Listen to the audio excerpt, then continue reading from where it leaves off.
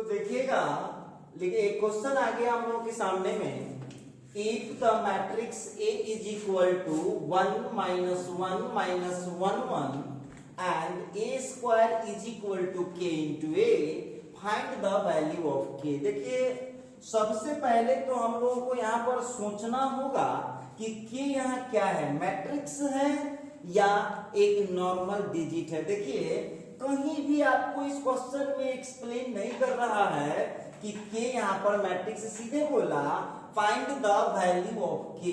एक बात बताइए, जब वो वैल्यू मांग रहा है K का, तो आप जानते हैं कि matrix is only arrangement, matrix has no value. इसका मतलब क्लियर है कि यहाँ जो K है वो क्या है, वो कोई नंबर होगा, वो कोई डिजिट होगा। तो चलिए इसका मतलब है कि मुझे ऑर्डर की कोई आवश्यकता नहीं है, सीधा क्वेश्चन में A के जगह फिट कर दूंगा 1 minus 1 minus 1 1, और जो कैलकुलेशन होगा करूंगा, तुरंत आंसर आ जाएगा। 2 स्टेप बढ़ाता हूं, फिर आप लोग घर पर कीजिएगा, ध्यान दीजिएगा जरा। अब हम लोग इसका सॉल्यूशन करने जा रहे हैं। हम लोगों के पास क्या है, we have a square is equal to k into a। आप जानते हैं a स्क्वायर का मीनिंग क्या है, a स्क्वायर का मीनिंग होता है a into a, और उधर हो गया k into a। अब क्या कीजिए, a स्क्वायर कहता है 2 बार उसको मल्टीप्लाई कर लीजिए, -1 1, फिर हो गया 1 minus 1 minus 1 1, उधर k इंटू, और a का वैल्यू आ रहा है हम लोगों का 1 minus 1 minus 1 1। देखिए हम उम्मीद करते हैं कि ये सॉल्व अब आप बड़ी इजी तरीके से कर पाइएगा। कैसे कर सकते हैं, बहुत सिंपल है। इसको हम मल्टीप्लाई करेंगे। कैसे मल्टीप्लाई करते हैं, इसका रो लेते हैं और इसका कॉलम लेते हैं। इसका रो लेंगे, इसका कॉलम लेंगे, कितना हो जाएगा, 1 into 1 का 1 हो जाएगा, -1 into -1 का +1 हो जाएगा। ये पहला रो से पहले कॉलम में कर दिए, अब पहले रो से दूसरे कॉलम में करूंगा, तो 1 into -1 कितना हो गया, तो -1 हो जाएगा। अब -1 into 1 का कितना हो जाएगा, तो -1 हो जाएगा। फर्स्ट रो से फर्स्ट कॉलम में कर दिया और फर्स्ट रो से सेकंड कॉलम में। अब तो कॉलम है नहीं, तो समझिए ये फर्स्ट रो का काम कंप्लीट हो गया। अब चलते हैं, फिर हम उसी तरह से सेम टू सेम यहाँ सेकंड रो लेंगे और यहाँ पर फर्स्ट कॉलम लेंगे। तो -1 into 1 कितना हो जाएगा, -1, और 1 into -1 कितना हो जाएगा, -1। उसी तरह से ये जो हम लोगों का सेकंड रो है, इसको सेकंड कॉलम में मल्टीप्लाई करते हैं, -1 into 1 का +1 हो जाएगा और 1 into 1 का 1 हो जाएगा। उधर भी आप वही काम कीजिए, मल्टीप्लाई कर दीजिए, तो k माइनस k और फिर k हो जाएगा। अब देखिए आपका आंसर रेडी है, आंसर आपका रेडी है। ये 2 हो गया, -2 हो गया, -2 हो गया और 2 हो गया।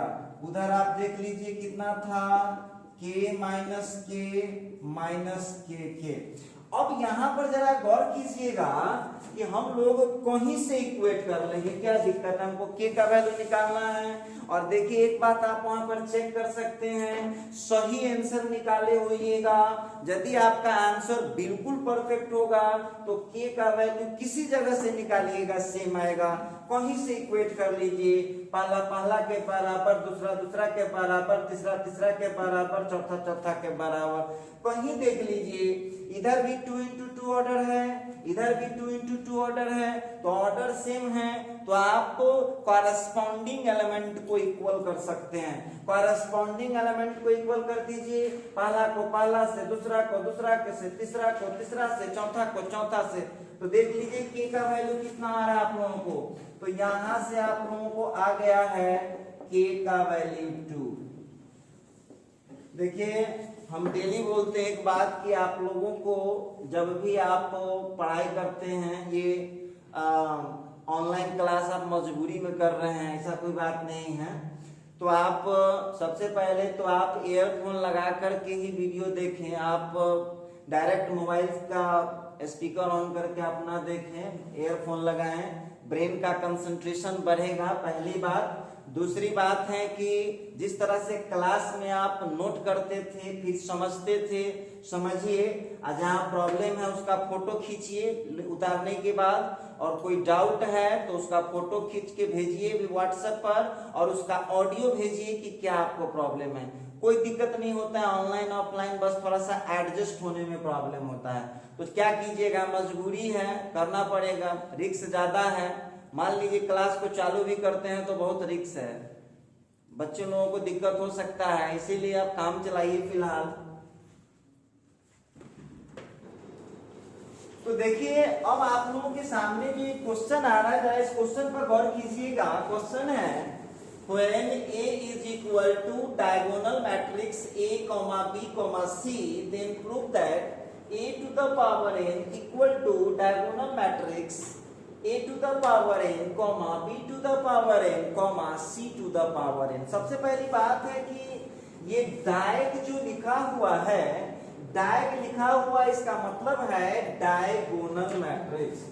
अब चलिए, अब आ गया है टॉपिक तो एक बार हम रिमाइंड करते हैं। डायगोनल मैट्रिक्स वो स्क्वायर मैट्रिक्स होता है जिसके डायगोनल एलिमेंट को छोड़ करके बाकी सारा एलिमेंट जीरो होता है। और डायगोनल एलिमेंट कौन होता है, जहां पर आई और जे दोनों सेम होता है। तो यहाँ पर एक बात ध्यान देना होगा कि A कोई डायगोनल मैट्रिक्स है, then prove that A to the power n equal to इतना। तो सबसे पहले इसको क्या करना होगा, मैट्रिक्स के फॉर्मेट में लिखना होगा। सबसे पहले इसको मैट्रिक्स के फॉर्मेट में आपको लिखना होगा। तो चलिए देखते हैं मैट्रिक्स के फॉर्मेट में कैसे लिख पाएंगे। तो ये एक है स्क्वायर मैट्रिक्स, लिखूंगा गिवन दैट, क्या दे रखा है, A is equal to diagonal matrix है, कितने एंट्री का है, 3 एंट्री का है। पहला एंट्री हो गया, फर्स्ट रो का एंट्री A है, सेकंड का B है और थर्ड का C। ये हो गया हम लोगों का A दिया हुआ है। और and we have to prove that, हम लोगों को सिद्ध करना है। क्या सिद्ध करना है हम लोगों को? हम लोगों को सिद्ध करना है A to the power n is equal to, देखिए फिर सेम टू सेम, जिसका प्रूफ करना है am 0 0 0, B to the power n 0 0 0, C to the power n। ये हो गया हम लोगों को प्रूफ करना। आइए ये तो हम देख लिए। आपने यदि पीछे का वीडियो देखा है तो n पावर का हमने 4-5 क्वेश्चन आपको बना के दिया है, और ये है मैथमेटिकल इंडक्शन से। तो आप लोग को हम उस दिन भी बताए थे कि मैथमेटिकल इंडक्शन से क्वेश्चन को यदि हम प्रूफ करते हैं तो बहुत सिंपल है। पहला प्रोसेस होता है क्वेश्चन को Pn मानना है। ध्यान से सुनिएगा मेरी बात को, क्वेश्चन को Pn मानना है, n के जगह पर 1 डालना है, n के जगह पर 1। अब यहाँ जो आप लोगों को n दे रहा है वो क्वेश्चन में क्लियर कर देता है कि n वहां जो होता है ना वो कोई नेचुरल नंबर होता है। तो अब 1 से क्यों बोले हैं कि क्वेश्चन को Pn मानिए, और Pn मानने के बाद n इज इक्वल टू 1। अब देखिए बहुत बच्चे का क्वेश्चन आता है कि सर 1 से क्यों स्टार्ट करेंगे, 0 से क्यों नहीं स्टार्ट करेंगे, -1 से क्यों नहीं स्टार्ट करेंगे, 2 से क्यों नहीं स्टार्ट करेंगे, 3 से क्यों नहीं स्टार्ट करेंगे। देखिए नेचुरल नंबर 1 से स्टार्ट होता है, इसीलिए आपको सबसे पहले उसमें रखना पड़ेगा n इज इक्वल टू 1। चलिए स्टेप बाय स्टेप हम लोग बात करेंगे, जरा ध्यान दीजिएगा। तो फर्स्ट स्टेप होता है जिसको प्रूफ करना है, जिसको प्रूफ करना है उसको हम लोगों को मानना पड़ता है let Pn such that given question. आपका क्वेश्चन ये है जो आपको प्रूफ करने के लिए दे रखा है। आइए जरा हम लोग बात करते हैं यहाँ पर। अब हम लोगों का फर्स्ट स्टेप कंप्लीट हुआ। सेकंड स्टेप है put n is equal to 1। Then अब जरा गौर कीजिएगा, अब n का वैल्यू आपको यहाँ पर आपको क्या करना पड़ेगा, 1 पुट करना पड़ेगा। पुट कीजिए, घबराइएगा नहीं, तो हो जाएगा देन P1 सच दैट, आइए जहां जहां n दिख रहा है, घबराइएगा नहीं, जहां जहां n दिख रहा है उसके जगह 1 को फिट कर दीजिए, तो क्या हो जाएगा, तो a to the power 1 is equal to हो गया है a to the power 1 0 0 0, b to the power 1 0 0 0, c to the power 1। अब जरा यहाँ पर गौर करने वाली बात होगी, ध्यान दीजिएगा सब लोग। तो यहां से हम लोगों को क्या मिला, P1 such that A is equal to A0 0 0 B 0 0 0 C। और आप लोग मिला लीजिए कि सही है या नहीं, आपके सामने में यहाँ पर दिख रहा होगा, ये हमारे A के बराबर आ गया है। तो जब A के बराबर आ गया है तो हम कह सकते हैं कि P1 सही। चलिए एक स्टेप तो हमने कंप्लीट कर दिया, 2 स्टेप कंप्लीट कर दिया। नेक्स्ट स्टेप क्या होता है, नेक्स्ट स्टेप होता है पुट करते हैं n is equal to m। Put करते हैं n is equal to m, m के जगह आप कोई दूसरा भी ले सकते हैं, m नहीं लेना है कोई दूसरा भी यूज कर सकते हैं एबीसीडी में का। तो अब यहां पर हम लोग पुट करते हैं n is equal to m और मान लेंगे कि pm सही है। नेक्स्ट स्टेप देखिएगा, ध्यान दीजिएगा यहाँ पर। और ये जो है बिहार बोर्ड वाले में तो नहीं पूछता है, लेकिन सीबीएसई से जो भी बच्चे एग्जाम दे रहे हैं उनके लिए मोस्ट इंपोर्टेंट क्वेश्चन है। तो चलिए अब हम बात करने वाले हैं नेक्स्ट स्टेप पर क्या करेंगे। अब होता है पुट करते हैं n is equal to m, n is equal to m and let pm is true। देखिए ये थर्ड स्टेप है। पहला स्टेप हो गया कि क्वेश्चन को pn मान देना है, n बराबर 1 डालना है, और ये थर्ड स्टेप होता है हम लोगों का n बराबर m डालना है and let pm is true. अब देखिए ना, बहुत छोटी छोटी बात है इसमें, देखिए बहुत सिंपल होता है। अब गौर कीजिएगा आप लोग, आपको बोला n की जगह m रखना है, ध्यान दीजिएगा, आपको क्वेश्चन बोल रहा है कि n की जगह पर m रखना है। कुछ मत देखिए, जो pn था उसमें n के जगह पर m लाके फिट कर दे, कुछ नहीं करना है।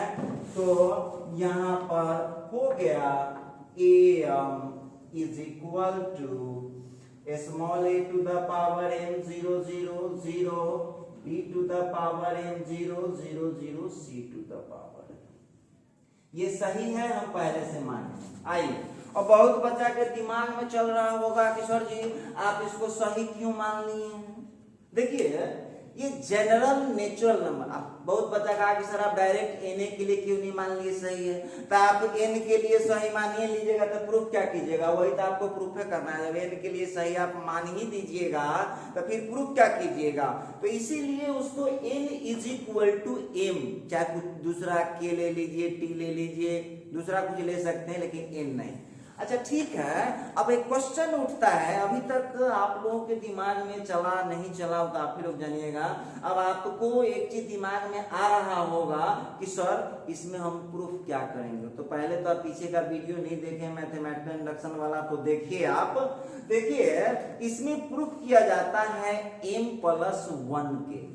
वीडियो देखे होगा तो पता होगा, और नहीं देखे हुएगा तो नहीं पता होगा। देखिए दूसरी चीज है कि आप इस चैनल से यदि जुड़े हुए हैं तो देखिए यहाँ पर आपको 1% का भी डिफरेंस नहीं मिलेगा ऑफलाइन स्टडी और ऑनलाइन स्टडी में। एकदम थ्योरी क्लास मिलेगा, प्रॉब्लम क्लास मिलेगा, जबकि ऑफलाइन से तो बेटर मिल रहा। ऑफलाइन में आपको एक बुक बनाते थे, आपको देखिए ऑनलाइन में 4-4 बुक का ये कॉमन पीडीएफ मिल रहा है, 4-4 बुक का फुल आपको मिल रहा है पीडीएफ, तो आप बेनिफिट उठाइए उसका। अब देखिए e to the power m जो हम लोगों को दिया, तो हम लोगों को, हम इस क्वेश्चन की बात नहीं कर रहे, मैथमेटिकल इंडक्शन का कोई क्वेश्चन होगा तो काम इतना ही होता है, अब हम प्रूफ करते हैं m+1 के लिए। अब एक क्वेश्चन उठ जाता है, बहुत बच्चा देखिए, कुछ बच्चा कानूनी स्टूडेंट होता है, उसको पढ़ाई से मतलब कम है, कानून से ज्यादा उसको मतलब है। तो जो कानूनी स्टूडेंट है तो सुनिए, अब उसके दिमाग में आ रहा होगा कि सर m+1 ही आपको क्यों मतलब प्रूफ करना है, m+2 क्यों नहीं प्रूफ करना है, m+3 क्यों नहीं प्रूफ करना है, m+4 क्यों नहीं प्रूफ करना है। तो देखिए, ध्यान से देखिएगा, नेचुरल नंबर को जरा गौर से देखिए, 1 2 3 4 5 6 7 8 9, कितना के स्पीड से बढ़ रहा है, 1 के स्पीड से बढ़ता है, केवल 1 के स्पीड से बढ़ता है। और यदि आप 2 का स्पीड लीजिएगा तो बीच का एक एक डिजिट छूट जाएगा। इसीलिए आपको प्रूफ करना पड़ेगा m+1 के लिए। बहुत बच्चा जो है कहेगा सर अब m+1 के लिए प्रूफ करने का क्या मतलब है, तो उसका मतलब ये हुआ कि क्वेश्चन में जो n हमको दिख रहा है, जहां जहां n दिख रहा था उसके जगह m+1 आ जाना चाहिए। आ जाएगा तो ये क्वेश्चन सही हो गया, प्रूफ हो गया सभी नेचुरल नंबर के लिए। नहीं आया तो ये क्वेश्चन सही नहीं है, तो वक्त बताएगा। चलिए, ये तो हम बेकार की बातें कर रहे थे, आइए अब काम की बात करते हैं। कॉमन सेंस अप्लाई कीजिए। एम हम मेरे पास अपना पैसा है, एम मेरे पास अपना पैसा है और मुझे लाना है am+1। देखिए, थोड़ा सोचने वाली बात है, am+1 मेरा अपना पैसा है और हमको लाना है am+1। तो उस दिन भी बताए थे, फिर बता दे रहे हैं, तो दिमाग लगाइए, am मेरे पास है और हमको लाना है am+1। तो सिंपल बात है, a से मल्टीप्लाई कर देंगे तो झट से आ जाएगा am+1। तो चलिए एक स्टेप इसको बढ़ा लेते हैं, हम लोग एक स्टेप बढ़ा लेते हैं। और a⁴m तो मेरे पास अपना पैसा ही था और a⁴m+1 लाना है, तो हम क्या करेंगे, इसको a से मल्टीप्लाई कर लिए, इधर भी कर दिए मल्टीप्लाई और उधर भी कर दिए मल्टीप्लाई।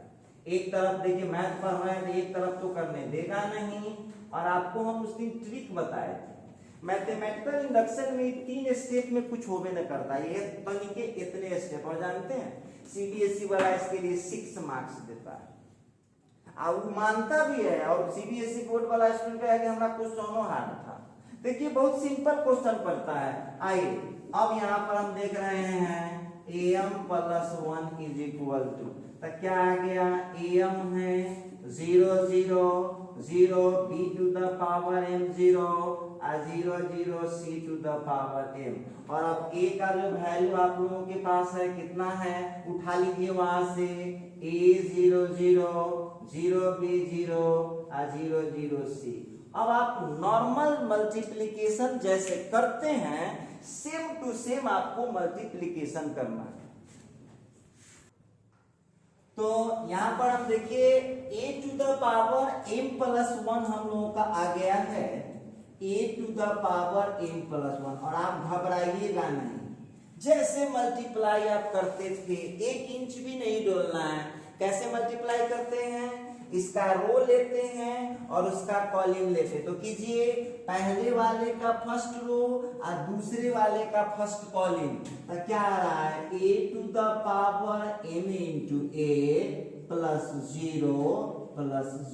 देख लीजिए ध्यान से आप लोग। फिर नेक्स्ट में चलते हैं, तो 0+0+0। फिर देख लीजिएगा नेक्स्ट में करते हैं, तो 0+0+0। ठीक, अब फर्स्ट रो से तो हो गया, फर्स्ट कॉलम में कर दिया, सेकंड कॉलम में कर दिया, थर्ड कॉलम में कर दिया। अब लेते हैं सेकंड रो फर्स्ट कॉलम, तो 0+0+0। आगे बढ़िए, फिर हो जाएगा सेकंड रो सेकंड कॉलम, तो 0 into 0 का 0 हो गया, और फिर आ रहा है b⁴m into b, और फिर 0 into 0 का हो गया 0। फिर थोड़ा सा और आगे प्रोसीड कीजिएगा, थर्ड रो में कर इसका second row third column, 0 into 0 का 0, फिर 0 और फिर 0। आगे बढ़िए, फिर अब थर्ड रो ले लीजिए फर्स्ट कॉलम, तो 0+0+0।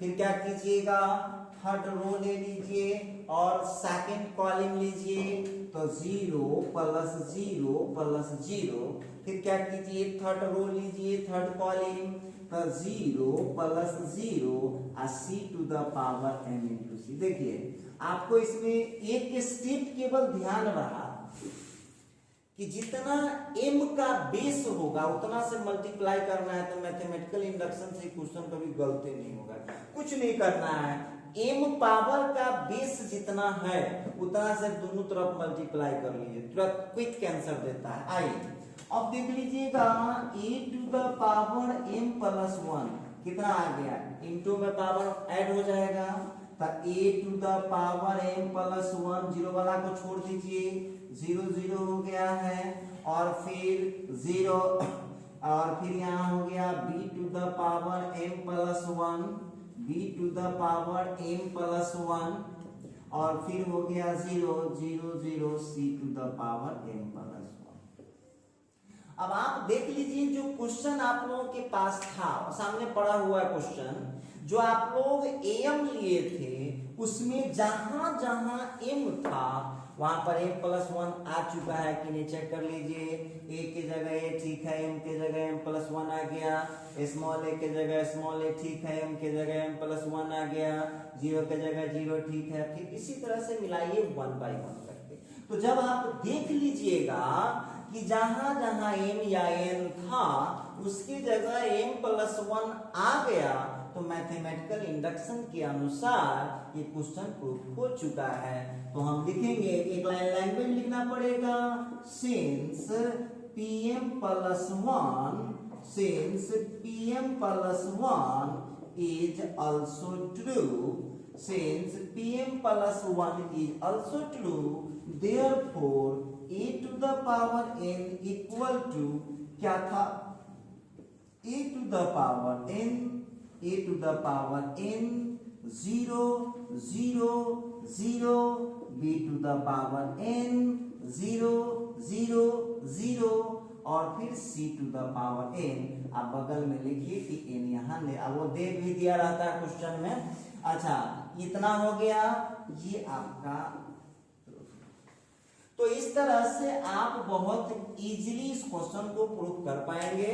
मैथमेटिकल इंडक्शन का कोई क्वेश्चन होगा, काम आपको इतना ही करना होता है।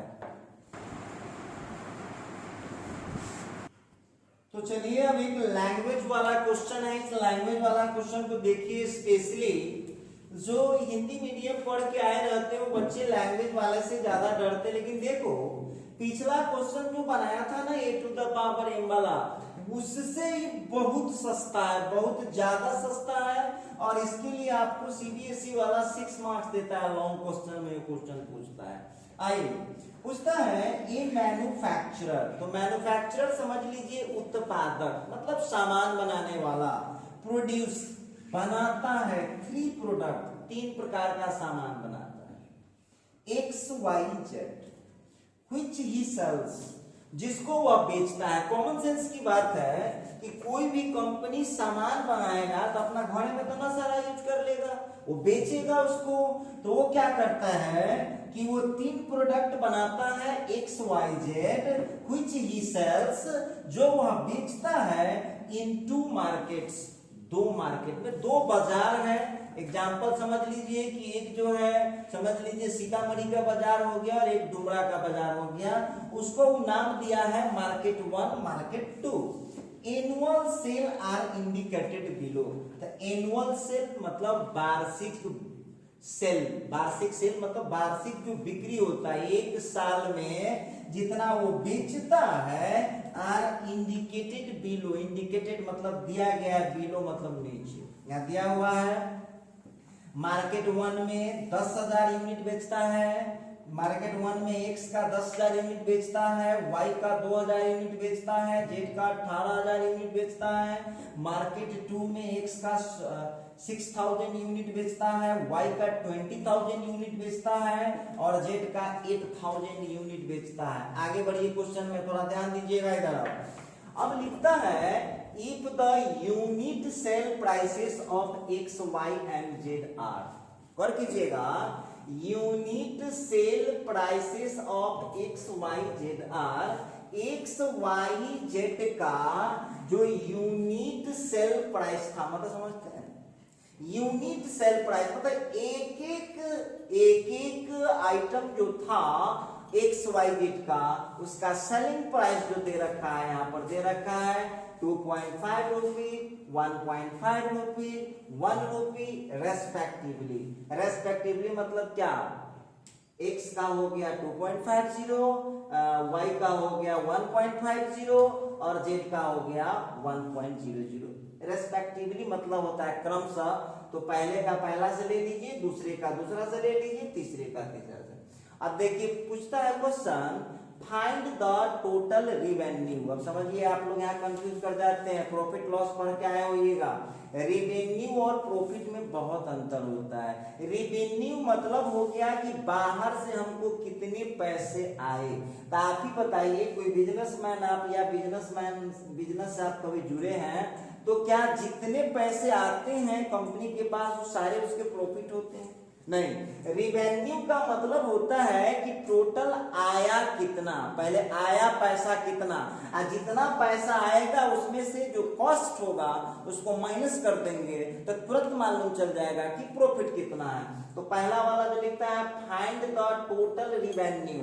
टोटल रिवेन्यू बताना है इन ईच मार्केट, प्रत्येक मार्केट में with the help of matrix algebra. वो क्लियर कर रखा है कि आपको मैट्रिक्स अलजेब्रा ही यूज करना है। चलिए दूसरा लिखता है if the unit cost. Unit cost, तो यूनिट कॉस्ट मतलब एक एक आइटम का जो लागत है एवं 3 कमोडिटीज। अब आप लोगों को बेवकूफ बनाने के लिए अब देखिए वहां जो लिखा था प्रोडक्ट लिख दिया था तो सब बच्चा समझ गए थे। कमोडिटीज का भी देखिए बिजनेस है, बिजनेस में कमोडिटीज प्रोडक्ट को ही बोलते हैं।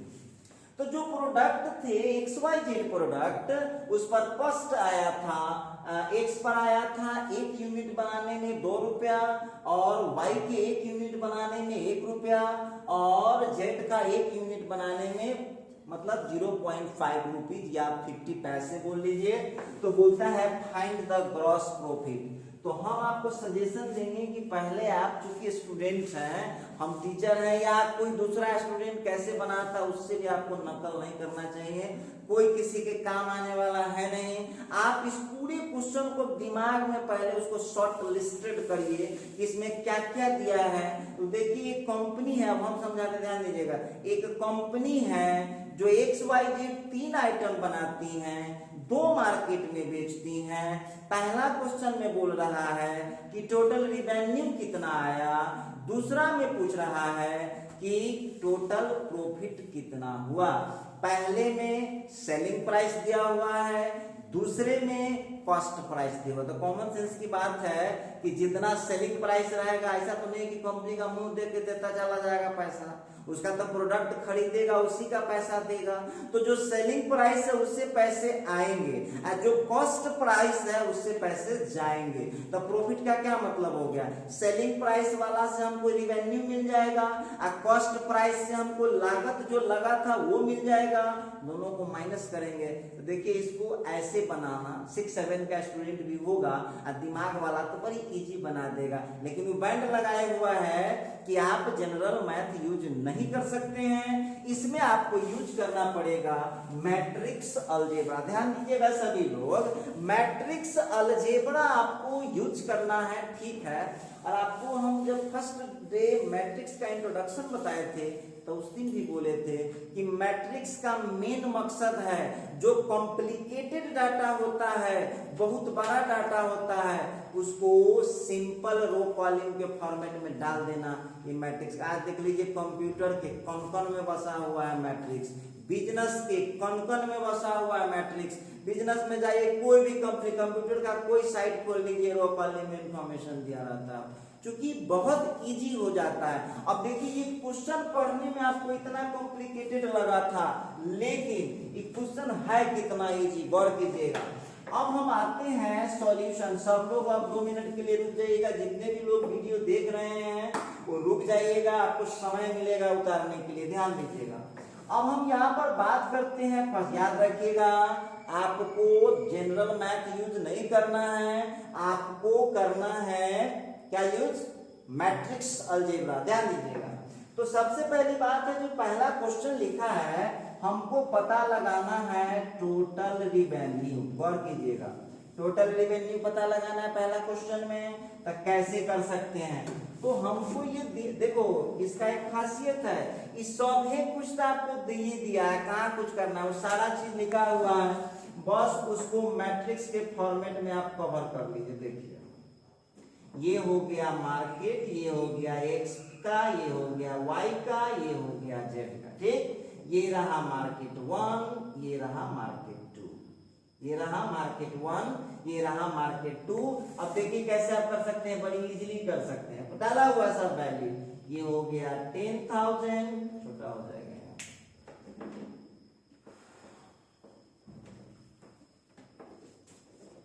अच्छा ध्यान दीजिएगा, यहाँ पर थोड़ा सा वहां छोटा हो रहा था, तो यहाँ पर जो हम लोग को आ रहा है टोटल रिवेन्यू। अब टोटल रिवेन्यू निकालने के लिए क्या करेंगे, देख लीजिएगा, ये मार्केट है, ये प्रोडक्ट है एक्स वाई जेड, तो ये एक्स वाई जेड प्रोडक्ट है, मार्केट 1 हो गया। आप अपने समझने के लिए बनाइए, ठीक है, ये हो गया। अब देखिए इसमें मैट्रिक्स के फॉर्मेट में इसको कवर कीजिए, तो कितना था, एक्स का है यहाँ 10,000, यहाँ है 6,000, इसके बाद ये है 2,000, ये है 20,000, ये है 18,000 और ये है 8,000। आइए, ठीक है, और लिख दीजिए। आप घबराते क्यों हैं, यहाँ लिखा सेल प्राइस, सेल प्राइस लिखा, सेल प्राइस के लिए अलग मैट्रिक्स बना लीजिए। ध्यान दीजिएगा, एक्स को बेचा है 2.50 में, एक्स को बेचा है 2.50, ये रुपया में होगा 2.50, और y को बेचा है 1.50 में, और z को बेचा है 1.00। यहाँ लिख दीजिए, लीजिए। अब देखिए, अब उसी आदमी से पूछिए, उतना लफड़ा वाला क्यों करने जाएगा, जब पूरा यहाँ सिंप्लीफाइड उतने चीज कह रहा है, जितना ये इतना लैंग्वेज में समझाया है, ये सब कुछ कह रहा है। चलिए, अब आप लोगों के दिमाग में क्या क्वेश्चन आ सकता है, तो हमसे पूछ लीजिए क्या क्वेश्चन आ सकता है। बहुत विद्यार्थी इस पर कहेगा सर जी हम तो बहुत उस पर सोचते हैं, तो सोचते हैं तो हमको एक क्वेश्चन मिला है। क्वेश्चन आपको क्या मिला है कि सर इसको आप ले लिए हैं, इसको आप ले लिए हैं रो मैट्रिक्स में, और उसको ले रहे हैं कॉलम मैट्रिक्स। सर क्या दोनों को इसी फॉर्मेट में नहीं ले सकते हैं क्या, इसको ऐसे लिए तो उसको ऐसे नहीं ले सकता था क्या? तो चलिए विचार कर लीजिए। तो विचार इसलिए आप कर लीजिए कि मैट्रिक्स जो आप ले रहे हैं तो ऐसे लेना पड़ेगा कि दोनों के लिए सक्सेसफुल हो, उसका मल्टीप्लिकेशन बड़े इजीली निकल जाना चाहिए। तो ध्यान दीजिएगा, ये जो मैट्रिक्स हमारा है वो है 2/3 ऑर्डर, और ये जो मैट्रिक्स है हमारा वो है 3/1 ऑर्डर, 3/1 ऑर्डर। तो अब हम इसका मल्टीप्लिकेशन कर पाएंगे, इजीली कर पाएंगे, क्योंकि मल्टीप्लिकेशन का शर्त होता है पहले में कॉलम की संख्या दूसरे में रो की संख्या के बराबर होना चाहिए। चलिए अच्छी बात है। अब बहुत बच्चा के दिमाग में चल रहा है कि सर इस मैट्रिक्स को आप ऐसे क्यों नहीं लिख दिए, यहाँ x लिख दीजिए, यहाँ y लिख दीजिए, यहाँ 2.50 हो गया, 1.50 हो गया, और 1 ऐसा क्यों नहीं लिख दिए सर, जो आप इस तरह से लिख रहे हैं। चलिए तो आपका भ्रम मिटा देते हैं। यदि आप इसको देख पा रहे हैं तो ये 2/3 ऑर्डर का मैट्रिक्स है, और ये जो मैट्रिक्स है ये 1/3 ऑर्डर है। तो हम आपसे पूछ रहे हैं ऐसा लेंगे तो क्या ये मल्टीप्लाई हो पाएगा? मल्टीप्लिकेशन ही इसका नहीं हो पाएगा। इसीलिए आप जब लैंग्वेज वाला क्वेश्चन बनाते हैं मैट्रिक्स मेथड से तो थोड़ा सा ध्यान रखिएगा कि ऐसे लीजिएगा मैट्रिक्स को कि मैट्रिक्स का मल्टीप्लिकेशन भी निकल जाना चाहिए। अब कर लीजिए मल्टीप्लाई, आंसर आ गया। जैसे आप मल्टीप्लाई करते हैं उस तरह आप झट से इसको मल्टीप्लाई कर लीजिए। चलिए, ये मार्केट हो गया, मार्केट है, ये x है, ये y है, ये z है, ये आपका हो गया मार्केट 1, ये हो गया मार्केट 2। करिए मल्टीप्लाई, घबराइएगा नहीं, फटाफट कीजिए मल्टीप्लाई। कैसे कर सकते हैं?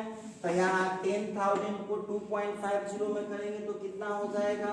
करिए, घबराने की कोई बात नहीं है। आपको दिक्कत है तो रफ में आप मल्टीप्लाई कर सकते हैं। देखिए, हम ही नहीं कहते हैं कि हुलबुला के आप गलती लिख के चले आइए। मैं कभी नहीं बोलता हूँ ये बात कि आप उसको हुलबुला के बराबर लिख के चले जाए। तो मैट्रिक्स के मल्टीप्लिकेशन का शर्त जानते हैं कि आपको ये पहले वाले का क्या लेना पड़ेगा? पहले वाले का रो लेना पड़ेगा, दूसरे वाले का कॉलम लेना पड़ेगा। अब तो वो पूछ रहा है कि टोटल रेवेन्यू बताइए, तो ये तीनों वहां जुट जाएगा। तो यहाँ आपको एक्स वाई जेड की अब जरूरत नहीं। देखिए, क्वेश्चन पढ़ लीजिए क्या मांग रहा है। Find the total revenue. तो टोटल रिवेन्यू का क्या मतलब हो गया? एक्स वाई जेड तीनों प्रोडक्ट मिला करके कितना पैसा आया उसको, चूंकि वो तो तीनों प्रोडक्ट बनाया हुआ है और वो तीनों प्रोडक्ट बेचेगा। तो चलिए अब 10,000 को 2.50 में मल्टीप्लाई कर लीजिए। तो सीधे लिखिए, सीधे लिखिए, घबराने की कोई बात नहीं है। बस इसमें से दो जो जीरो है ना उसको खत्म कर दीजिए। तो ये हो गया आपको यहां से।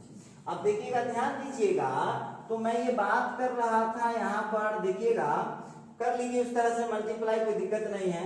इसके बाद हम इसको मल्टीप्लाई करते, उससे भी सुन लीजिए। जो बच्चा कहता सर जी हमको डेसिमल में मल्टीप्लाई करने में दिक्कत होता है, हम कैसे कर पाएंगे? तो 2.50 को 5/2 लिख दीजिएगा, 1.50 को 3/2 लिख दीजिएगा, अब 1 का तो 1 है ही है। ऐसे भी करके आप कर सकते हैं, कोई बहुत बड़ा बात नहीं है। उससे भी आपको उतना ही आना है जितना वो आपको वहां पर आने वाला था। तो देखिए, बहुत सिंपल है, जीरो वाला है, मल्टीप्लाई बहुत सिंपल है। इसको लिख दीजिए, आई सब जीरो लिख दीजिए, तो कितना हो जाएगा? ये 250 और ये 4 जीरो यहाँ है। 2 अंक के बाद डेसिमल कर दीजिए आगे, तो 2 अंक के बाद डेसिमल। देखिए, समझा देते हैं वो, आप लोग बहुत होशियार हैं, जानते हैं ना, छोटा छोटा बात में गड़बड़ कर दीजिएगा, आंसर नहीं मिल रहा है। अब देखिए, ये हो गया, पहले तो हम उसको नोट कर दिए, पूरा उतार दिए 250 और यहाँ का ले लिए 1 2 3 4। क्लियर है? अब आपको डेसिमल कितना अंक भागना पड़ेगा? डेसिमल है तो यहाँ 2 अंक इसमें से हटा लीजिए। देखिए, आ चुका हो, ले लीजिए। उसी तरह से हम, ये आप लोगों को थोड़ा सा हंसी भी आ रहा होगा कि सारा बच्चा वाला बात समझाते हैं, लेकिन अब समझिए, हमको बच्चा वाला बात समझाना पड़ता है। समझाना चाहते नहीं रहते हैं, लेकिन समझाना पड़ता है। चलिए आगे बढ़ते हैं, नेक्स्ट बात करता हूं। अब इसका कर लीजिए, तो ये जो 15 आप देख रहे हैं, ये जो 1.50 है, इसको आप पहले मल्टीप्लाई कर लीजिए। देखिए, हम रफ में इधर मल्टीप्लाई कर रहे हैं, कर लीजिए, रफ में कर लीजिए। हम तो जान ही रहे हैं क्या होगा, लेकिन हम अपने मर्जी से काम नहीं कर सकते हैं। तो आइए फिर हम यहाँ पर बात करते हैं, 1.50 को हमको मल्टीप्लाई करना है 2000 से। कर लीजिए, 30 हो गया, 1 2 3 4, ठीक है, 1 2 3 4 हो गया। 2 अंक के बाद डेसिमल खसका दीजिए, तो कितना हो गया? 3000 हो जाए। आगे बढ़िए, और यहाँ तो सीधे 1 है तो कोई दिक्कत नहीं है, 18,000। ये हमने कर दिया है। आगे बढ़िए, फर्स्ट मार्केट से आमदनी पता चल चुका है। अब आ जाइए सेकंड मार्केट से लेते हैं। तो सेकंड मार्केट से लेते हैं, तो ले लीजिए। अब हम नहीं मल्टीप्लिकेशन नहीं समझाएंगे, डायरेक्ट करते हैं। अब यहाँ देख लीजिएगा, तो यहाँ करते हैं तो हो जाएगा कितना, कर लेते हैं।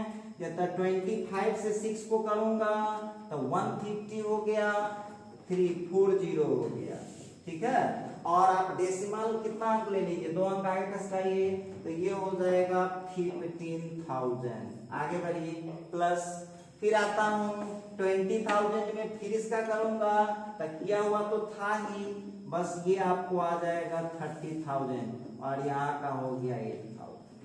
अब आप हमको बताइएगा, अब जरा क्वेश्चन को पढ़ो, पढ़िए, घबराने की कोई बात नहीं है। Unit sale price of x y and z are, मतलब एक एक यूनिट का जो सेल प्राइस था इतना है। Find the total revenue in each market, प्रत्येक मार्केट में। तब आप हमको बताइएगा द टोटल रिवेन्यू, देखिए ध्यान दीजिएगा, टोटल रिवेन्यू इन मार्केट 1। मार्केट 1 में कितना, जब इसको एक लाइन और इसको ऐड कर लीजिए आप लोग, इसको फाइनल आप ऐड करके आंसर पहले निकालिए, कितना आंसर आ रहा है आप लोगों का, देख लीजिए। ये मार्केट 1 हो गया, 2 हो गया, तो हो गया 25,000 और 3,000 तो 28,000 और 18,000 तो हो गया 46,000। इसमें ले लेता हूँ 15,000 30,000 तो 45,000 और 8,000 हो गया 53,000। लीजिए इसका मतलब है कि ये जो है पहले मार्केट से इसको रिवेन्यू आने वाला है। गौर कीजिएगा जो फर्स्ट मार्केट है वहां से इसको रिवेन्यू आने वाला है। रिवेन्यू फ्रॉम मार्केट 1, मार्केट 1 से उसको मिला है पैसे 46,000, ठीक है। और रिवेन्यू उसको मिला है रिवेन्यू फ्रॉम मार्केट 2, तो मार्केट 2 से उसको मिला है कितना 53,000। ये रहा आपका फर्स्ट वाला है। वैसे आंसर तो यहाँ आ चुका है, इसको भी आप आंसर लिख सकते हैं। तो इस तरह से आप इसको बहुत इजीली बना सकते हैं, बहुत आसान है। बस क्वेश्चन पढ़ के नॉर्मली इसको लिख लीजिए। आइए अब जरा सेकंड क्वेश्चन पर बात करते हैं। सेकंड क्वेश्चन क्या कहता है, लिखता है unit cost of the above 3 commodities are इतना इतना। अब जो ये तीनों कमोडिटीज था उसको बनाने में खर्च कितना आया है, तो चलिए भाई अब वहां पर लिखना पड़ेगा टोटल कॉस्ट। देखिएगा टोटल कॉस्ट जो आ रहा है तो ये हो गया मार्केट, तो इसमें मार्केट की जरूरत नहीं है, सीधा लिख दीजिए मार्केट। बेचने थोड़ी जाएगा तब न लगेगा मार्केट में जाने की जरूरत है, बनाने के वक्त तो अपने फैक्ट्री में बनाएगा। तो सीधे यहाँ पर लिख दूंगा XYZ। अब देखिए अब जरा ध्यान दीजिएगा एक्स का वो टोटल कितना आइटम बना रखा है, जरा गौर कीजिएगा। लिखता है if the unit cost of the above 3 commodities are. अब जरा गौर से देखिए आप लोग, एक्स का कॉमन सेंस की बात है, जितना बनाया था उतने ना बेचेगा, बनाया ही नहीं तो बेचेगा कहां से। तो एक्स का कितना आइटम वो बना चुका है, एक्स का बना चुका है, एक्स का वो बना चुका है, देखिएगा 16,000 यूनिट बना चुका है। आप इस फॉर्मेट में भी डाल सकते हैं, और नहीं तो एक जगह डाल दीजिए एक्स का हो गया 16,000 यूनिट। अरे भाई बेचने के वक्त ना वो 2 मार्केट में बेचा, लेकिन बनाने के वक्त तो अपनी ही फैक्ट्री में बनाया था ना वो। अच्छा उसी तरह से जरा वाई को ध्यान दीजिएगा, वाई कितना आइटम बनाया हुआ है, तो वाई बनाया हुआ है 22,000, ठीक है। और जेड का कितना आइटम बनाया हुआ है, तो ये बनाया हुआ है 26,000, क्लियर है। अब इसके बाद यहाँ पर कॉस्ट जो है, अब कॉस्ट देख लीजिए, तो उस पर आया हुआ है 2.00 का कॉस्ट, इस पर आया हुआ है 1.00 का कॉस्ट, और इस पर आया हुआ है 0.50 का कॉस्ट। ये लीजिए कर दीजिए, आ तो गया। अब यहाँ पर हो गया, अब जरा गौर कीजिएगा, इसको मल्टीप्लाई कीजिए कॉस्ट के लिए, तो ये हो जाएगा 32,000 कॉस्ट आ गया यहाँ पर, ये 22,000 कॉस्ट आ गया, और ये 13,000 आया जेड के लिए। अब जो आप देख पा रहे हैं तो ये हो गया 32 प्लस 22, तो हो गया 54 प्लस 13, तो हो जाएगा 67,000। अब देखिए इसका मतलब है कि उस कंपनी को टोटल कॉस्ट आया था 67,000। आंसर निकल चुका है आपका। अब आइए क्या पूछ रहा है, जरा क्वेश्चन पर गौर कीजिएगा। अब आगे माना find the gross profit. Now gross profit is equal to, तो चले आइए अब यहाँ देख लीजिएगा, तो इसके पास जो देखिए वो आमदनी कितना किए हुआ है मार्केट 1 से। अब इसको क्या कर सकते हैं, तो ये हो जाएगा रिवेन्यू माइनस कॉस्ट। तो देखिए रिवेन्यू कितना किए हुआ है वहां टोटल जोड़ सकते हैं वहां पर, तो वो किए हुआ है 99,000। गौर कीजिएगा 46,000 और 1,900,000 ये किए हुआ है रिवेन्यू, और उसको जो कॉस्ट आया था वो आया था 67,000। इसको आप लोग अपना कर लीजिएगा, वही आपका आंसर है। देखिए आप इसको थोड़ा सा इजीली इसको बनाइए, सारा इंफॉर्मेशन दिए हुआ है, कहीं कोई दिक्कत की बात है नहीं। बात करेंगे क्वेश्चन नंबर 8 में। देखो ये ऑब्जेक्टिव क्वेश्चन है, जिसका दिमाग जितना फास्ट दिया है उतना जल्दी इस क्वेश्चन का आंसर आप दे सकते हैं। वो बनाने के लिए थोड़ी पूछा है, ये क्वेश्चन पूछ रहा है गिव एन एग्जांपल, उदाहरण दीजिए।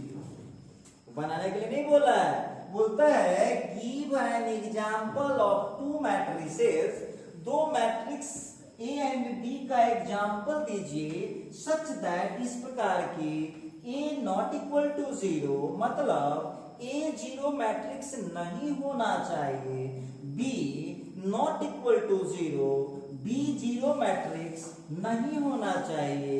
तीसरा लिखा A into B zero matrix हो जाना चाहिए, और B into A zero matrix zero matrix नहीं होना चाहिए। देखिए तो इस क्वेश्चन में अब आपको अपना मन से एग्जांपल देना है। अब आपको बोलेंगे कि ठीक है भाई चलिए हमारे साथ खाना खाने। अब खाना खाने चलना तो कुछ जरूरी है कि जो खाना हमें पसंद है वो तुम्हें पसंद होगा, ऐसे कुछ जरूरी नहीं। तो होशियार लोग कहता है कि ठीक है भाई आप अपने चॉइस का ऑर्डर कर लीजिए, हम अपने चॉइस का ऑर्डर कर लेंगे। तो कहेगा सर जी मैथ पढ़ाते पढ़ाते ही खाना पीना खिलाने लग गया। ध्यान दीजिएगा, तो यहाँ पर मामला वो नहीं, एग्जाम्पल देना है। मुझे हो सकता है 1 डिजिट पसंद हो, तुम्हें 2 पसंद हो, किसी को 3 पसंद हो, किसी को 5 पसंद हो। तो डिजिट से नहीं घबराना है, आपको जो कंडीशन दिया A not equal to 0 matrix, B not equal to 0 matrix, but multiplication A into B is 0 matrix and multiplication B into A not equal to 0 matrix। इसके सभी कंडीशन को फुलफिल कर दूंगा तो हो गया, हमको सीधा एग्जांपल से मतलब है। तो चलिए हम जनरल एग्जांपल लेते हैं। अब कहेगा सर इसमें ट्रिक कैसे लगाएंगे, तो सबसे पहले तो ऑर्डर का लफड़ा नहीं रहे तो तुम स्क्वायर मैट्रिक्स ले लेना कि ऑर्डर का लफड़ा नहीं रहेगा। तो हम लोग को जो है पढ़ना है 2 into 3 या 2 into 2 और 3 into 3। अब बहुत स्टूडेंट कहेगा कि सर हम 3 into 3 लेंगे कि 2 into 2। तो तुम हमको बताओ 3 into 3 लेंगे तो क्या एक नंबर से ज्यादा 2 नंबर दे देगा क्या, 3 नंबर बैठा देगा क्या, नहीं। तो क्या लेंगे 2 into 2 लेंगे। वो हमको एग्जाम्पल है ना मांगा, उसको एग्जाम्पल से ना मतलब है। तो आप यहाँ पर यूज करिए 2 into 2 ऑर्डर मैट्रिक्स। चलिए जनरली आप कहिएगा, तो इस क्वेश्चन को जो है जनरली आपको याद करना पड़ता है, एग्जाम्पल प्रैक्टिस कर सकते हैं आप इसको। तो देख लो हम यहाँ पर एग्जाम्पल ले रहे हैं, हम यहाँ पर एग्जाम्पल ले लेते हैं A is equal to A 0 0 0।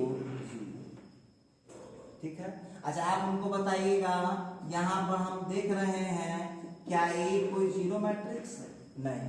अब यहाँ दिक्कत है, तो ए रहेगा तो फिर आपको यो लिखना पड़ेगा ये। तो यहाँ कोई डिजिट का ना ले लेंगे भाई 1 2 3 4 5 6, हम कुछ भी कोई डिजिट ही क्यों ना ले लेंगे, हम यहाँ पर कोई डिजिट ही क्यों ना ले लेंगे, सो बात हमको बताइए। हम यहाँ पर कोई डिजिट ही यूज कर सकते हैं। तो यहाँ पर हम देख लिए कि ए जो है हमने ले लिया इतना। आपको 1 नहीं लेना है, 2 ले लीजिए, 2 नहीं लेना है, 3 ले लीजिए, 4 ले लीजिए, 5 ले लीजिए, जो मर्जी है यूज कर लो। ठीक, ए ले लिए। अब यहाँ पर क्लियर हो गया हुआ है कि ए यहाँ पर 0 मैट्रिक्स नहीं, फाइनल हो गया। आइए नेक्स्ट स्टेप में देखता हूं, तब B इज इक्वल टू, तब B ले लीजिए। B भी बोलता है 0 मैट्रिक्स नहीं होना चाहिए, लेकिन A इंटू बी 0 मैट्रिक्स होना चाहिए। तब ट्राई करना पड़ेगा। देख लो ध्यान दो, A इंटू बी, तो यहाँ पर हमने ले लिया 0 0 1 0 1 ले लीजिए ना, अपना लीजिए 1 ले लीजिए भाई, कोई डिजिट से कोई मतलब नहीं है। ये लीजिए। अब विद्यार्थी सब कहा कि सर जी ये जीरो मैट्रिक्स है, तो हम आपसे पूछ रहे हैं क्या ये जीरो मैट्रिक्स है? नहीं। तो आंसर तो हो गया, एक आंसर आपका रहा ये और एक आंसर है इतना रहा। लेकिन सब आदमी आपकी बात को क्यों माने, मेरी बात को क्यों मानिएगा आप? मेरी बात को मत मानिए। अब आप उसको पूरा वेरीफाई, सब्जेक्टिव पूछेगा तो ये टेस्ट करना पड़ेगा, ऑब्जेक्टिव पूछेगा तो आंसर फाइनल है, और सब्जेक्टिव पूछा क्वेश्चन तो अब आपको मल्टीप्लाई करके दिखाना पड़ेगा a इंटू बी का। ले लीजिए, a के जगह पर 1 0 0 0 और b के जगह पर हो गया है 0 0 1 0। क्लियर है? अब इसको आप मल्टीप्लाई कर लीजिए, हम कहीं रहे उसे मत घबराइएगा। मल्टीप्लाई कैसे करते हैं? इसका रो इसका कॉलम, इसका रो इसका कॉलम कर दीजिए। तो 1 इंटू 0 0 0 इंटू 1 0 1 इंटू 0 0 0 इंटू 0 का हो गया 0। अच्छा ठीक है, फिर हम बात करते हैं 0 इंटू 0 का 0 और 0 इंटू 1 का 0, 0 इंटू 0 का 0 और 0 इंटू 0 का 0। ये लीजिए, अब आप जरा ध्यान से देखिएगा 0 0 0 0, ये आपका जीरो मैट्रिक्स आ गया। चलिए एक बार तो प्रूफ कर दिया हमने। अभी काम कंप्लीट नहीं हुआ है, नेक्स्ट स्टेप पूछता है कि b into A zero matrix नहीं होना चाहिए। तो चलिए b इंटू ए को जरा ट्राई करता हूं। तो b के जगह पर 0 0 1 0 और a के जगह पर ले लीजिए 1। देखिए एक बार और आपको हम बता दे रहे हैं कि हम 1 लिए हैं, तो आप इस बात का टेंशन नहीं लीजिएगा कि आपको जबरदस्ती गला दबा रहे हैं कि 1 ही लेना है। कोई ले लीजिए, लेकिन इसी दोनों जगह लीजिएगा तभी आएगा, नहीं तो फिर सिस्टम गड़बड़ हो जाएगा। अब देखिए, अब बहुत बच्चा कहा कि सर आप को इससे समझे, तो तुम यहाँ बगल में एक मैट्रिक्स लेके धा के चेक करो कि कहाँ रखेंगे तो 0 आ जाएगा। तो हम सब टेस्ट किए हुए हैं, तो आप उसको टेस्ट कर सकते हैं। अब देखिएगा यहाँ पर बात होगी, अब जरा इसको मल्टीप्लाई करके हम चेक करते कीजिए। तो 0 इंटू 1 का 0 और 0 इंटू 0 का 0, फिर हो जाएगा 0 इंटू 0 का 0 और 0 इंटू 0 का 0, 1 इंटू 1 का 1 और 0 इंटू 0 का 0, 1 इंटू 0 का 0 और 0 इंटू 0 का 0। क्लियर है? अब हम आपसे पूछ रहे हैं, मेरी बात को छोड़िए आप, हम आपसे पूछ रहे हैं, आप हमको बताइए क्या ये जीरो मैट्रिक्स? तो आप लोगों को यहां पर बताना था कि a इंटू बी जो है जीरो मैट्रिक्स आएगा, लेकिन b into A zero matrix नहीं आएगा।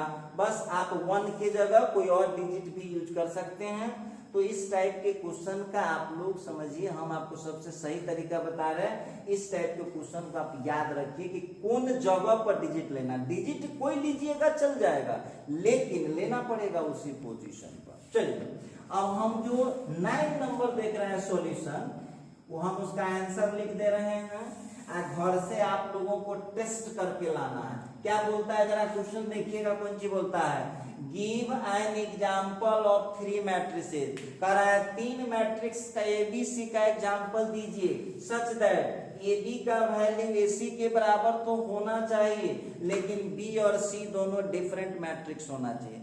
ए से कोई लफड़ा नहीं है, ए बी का वैल्यू, तो देखिए दिमाग का खेल है। ए देखिए दिमाग वाली बात है, a इंटू बी तक पहले ही 0 हम देख चुके हैं।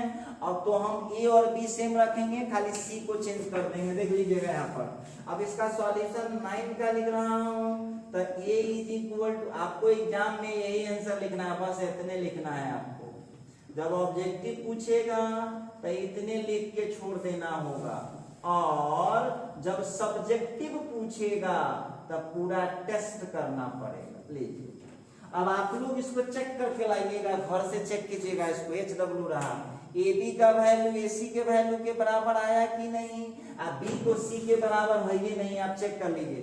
बी में क्या है? बी में A21 का वैल्यू 1 है, तो सी में A22 का वैल्यू 1 है। तो यहाँ पर हम देख रहे हैं, क्या देख रहे हैं कि b जो है c के बराबर नहीं है, और बाकी जो है आप लोगों को करना क्या होगा, a इंटू बी आप घर पर अपने से निकालिए, HW रहा। उसी तरह से a इंटू सी आप घर पर निकालिए, HW रहा। और क्या आपको मिलता है ये हमको कमेंट करिएगा। कोई दिक्कत हुआ, इक्वल आया नहीं आया। तो अब ये देखिए प्रॉब्लम क्लास भी लगभग कंप्लीट हो चुका है मल्टीप्लिकेशन का। तो आप लोगों को एक बात और बता दे रहे हैं कि देखिए जितने भी बच्चे अपना कुछ भी पेमेंट नहीं किए होंगे और जिनके पास ऐप का यूजर आईडी पासवर्ड मिला होगा, तो जब नेक्स्ट चैप्टर स्टार्ट होगा तो अब सारा जो वीडियो होगा वो यूट्यूब पर नहीं रहेगा, वो केवल ऐप पर रहेगा। तो ये आप समस्या ऑफिस वाले नंबर पर कॉल करके इसको क्लियर कर लीजिएगा। और आप लोगों को बोला भी गया था कि आपसे जो पॉसिबल हो सके वो आप कर लीजिएगा, और इस सब बात के लिए आप बतिया लीजिएगा ऑफिस वाले जो स्टाफ होते हैं उनसे, वो सारा विशेष बात। हम मिलते हैं फिर अगले वीडियो में।